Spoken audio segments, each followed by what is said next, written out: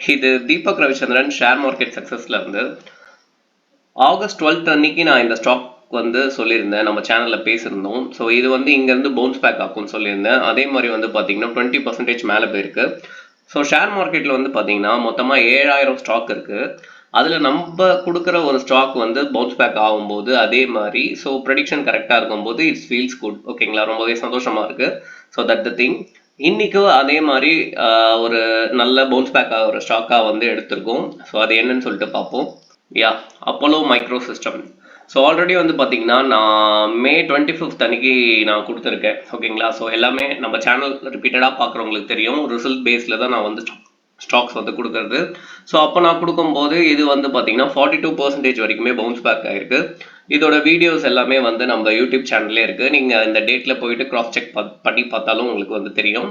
So அது மட்டும் இல்லாமல் இப்போ வந்து பார்த்தீங்கன்னா இது வந்து 52 வீக்கு பிரேக் அவுட் அடிச்சிருக்கு வித் ஹியூஜ் வால்யூம்.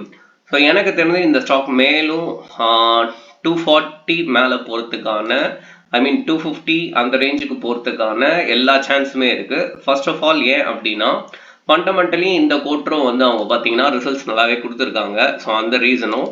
நெக்ஸ்ட் வந்து பார்த்தீங்கன்னா டிஆர்டிஓ. எஸ், ஸோ உங்களுக்கு தெரியும். ஸோ கண்ணாபின்னான்னு வரையுது, சாரி. ஸோ டிஆர்டிஓ வந்து பார்த்தீங்கன்னா இவங்களுக்கு ஒரு ஆர்டர் கொடுத்துருக்காங்க. ஸோ அது நியூஸாக டிஸ்பிளே ஆயிருக்கு, அதையும் நீங்கள் வந்து சர்ச் பண்ணி பாருங்கள்.